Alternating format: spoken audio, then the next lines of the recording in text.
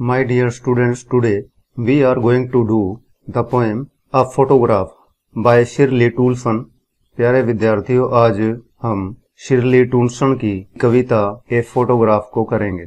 Its first question is, what does the word cardboard denote in the poem? Why has this word been used? कविता में cardboard शब्द क्या प्रकट करता है, क्या निरूपित करता है, इस शब्द का प्रयोग क्यों किया गया है। The word cardboard denotes the mounted photograph of the mother and her two cousins। Cardboard शब्द माँ और उसकी दो मौसेरी बहनों की लगी हुई तस्वीर को प्रदर्शित करता है। The poet has used this word because the photograph being old is now worn out and faint। कवि ने इस शब्द का प्रयोग किया है क्योंकि तस्वीर पुरानी होने के कारण घिसी पिटी और धुंधली है। Moreover, it is surrounded by a frame।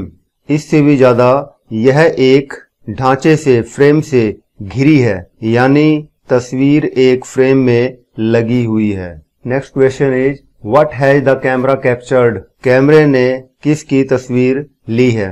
The camera has captured the childhood memory of the mother and her two cousins when they had gone for a sea holiday during their childhood days. कैमरे ने माँ और उसकी दो मौसेरी बहनों की बचपन की यादों की तस्वीर ली है जब वे अपने बचपन के दिनों के दौरान एक सी हॉलिडे के लिए गई हुई थी। Their uncle had taken the photograph as the three stood still, clutching their hands and looking innocently through their hair। उनके अंकल ने तस्वीर ली थी, वे तीनों हाथ पकड़कर जब शिथिल होकर खड़ी थी और अपने बालों के बीच से मासूमियत से देख रही थी। Next question is, what has not changed over the years? Does this suggest something to you? वर्षों से क्या नहीं बदला है? क्या यह आपको कुछ संकेत करता है, कुछ सुझाता है, कुछ suggest करता है? The sea has not changed over the years। समुद्र वर्षों से नहीं बदला है। The expression suggests that the nature is everlasting।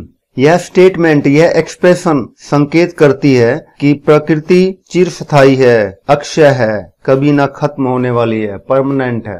Whereas we humans change with our growth, the objects of nature like sea, river, brooks, etc. do not change or die। जबकि हम इंसान अपने बढ़ने के साथ बदलते हैं, प्रकृति की चीजें जैसे समुद्र, नदी, नाले आदि ना ही बदलते हैं और ना ही मरते हैं। The poets mother laughed at the snapshot. कवयित्री की माँ तस्वीर को देखकर हंसती थी। What did this laugh indicate? यह हंसी क्या संकेत देती थी? The mother laughed when ever she looked at the snapshot. माँ हंसती थी जब कभी भी वह उस तस्वीर को देखती थी। The site reminded her of the pleasures of her childhood days. यह दृश्य, यह साइट, यह तस्वीर उसे उसके बचपन की खुशी के दिनों की याद दिलाते थे। She also feels amused at the way their parents had dressed them up for the pedalling. वह बहुत खुश होती थी जिस तरीके से उसके माँ बाप उन्हें पानी में पैर मारने के लिए तैयार करते थे। With the passage of time they begin to funny and out of place. समय के साथ साथ वे अब बहुत मजेदार और बेकार लगते हैं। What is the meaning of the line? Both ray with the labored ease of loss। दोनों ही नुकसान को आसानी से भुलाने के परिश्रम के साथ कुछ हताश हैं, निराश हैं। इस लाइन का क्या अर्थ है? The statement implies that with the passage of time, various incidents of our life become things of the past। इस पंक्ति का तात्पर्य है कि समय के साथ साथ हमारे जीवन की विभिन्न घटनाएं भूतकाल की चीजें बन जाती हैं। For instance, the sea holiday in the poet's childhood days was the past for the mother, and with the death of the mother, her laughter is past for the poet। उदाहरण के लिए सी हॉलिडेज कवयित्री के बचपन के दिनों में माँ का भूतकाल था और माँ की मौत के साथ उसका हंसना कवयित्री के लिए भूतकाल था। Everything in life is thus transitory and gets distorted with time, and we accept this distortion with ease without being much troubled। जीवन में हर चीज इस प्रकार नाशवान है, क्षणिक है, क्षणभंगुर है और समय के साथ साथ विकृत हो जाती है, नष्ट हो जाती है और हम बिना ज्यादा परेशान हुए आसानी से इस बदलाव को, इस विकृति को, इस परिवर्तन को स्वीकार लेते हैं। Our sixth question is what does this circumstance refer to? यह परिस्थिति क्या उल्लेख करती है? This circumstance refers to the instance of her mother's death. यह परिस्थिति उसकी मां की मौत के उदाहरण का उल्लेख करती है। This circumstance has created a vacuum in her life, a strange silence, for there is none with whom she can share her feelings. इस परिस्थिति ने उसके जीवन में एक शून्य, एक खालीपन बना दिया है, एक अजीब खामोशी, क्योंकि अब यहाँ ऐसा कोई नहीं जिससे वह अपनी भावनाओं को, अपने मन की बात को बांट सके, शेयर कर सके। The three stanzas depict three different phases. What are they? तीनों पद्यांश तीन अलग अलग अवस्थाओं, पहलुओं को चित्रित करते हैं। वे अवस्थाएं, वे पहलू क्या क्या हैं? The three stanzas depict three different phases of life: the childhood, the youth and the old age, accompanied with death, which brings a final end to life. तीनों पद्यांश जीवन की तीन अलग अलग अवस्थाओं को चित्रित करती हैं।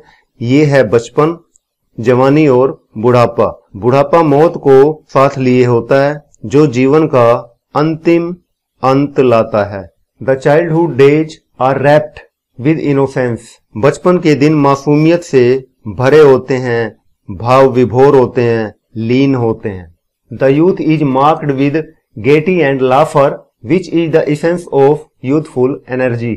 जवानी हर्ष और हंसी से चिन्हित होती है, जो युवा ऊर्जा का सार है।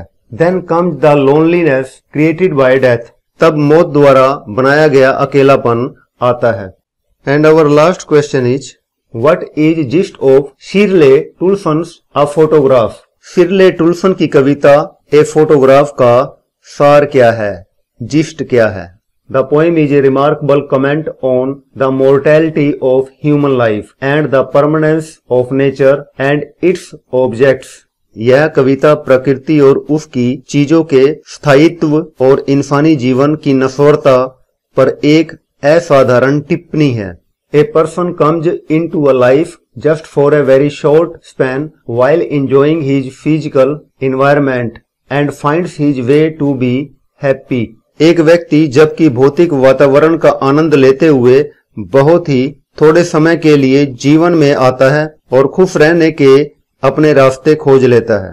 All his beauty and happiness disappears with the passage of time and one lives only in one's photograph. समय के साथ साथ उसकी सारी सुंदरता और खुशियां गायब हो जाती हैं और एक व्यक्ति केवल अपनी तस्वीर में ही जीवित रहता है। While nature is permanent, जबकि दूसरी ओर प्रकृति स्थायी है, परमानेंट है, हमेशा रहती है। It does not undergo many changes. इसमें बहुत से बदलाव नहीं होते हैं। In the poem the sea is permanent while the mother washed away with the passage of time. कविता में समुद्र स्थायी है, परमानेंट है, जबकि मां समय के साथ मिट गई।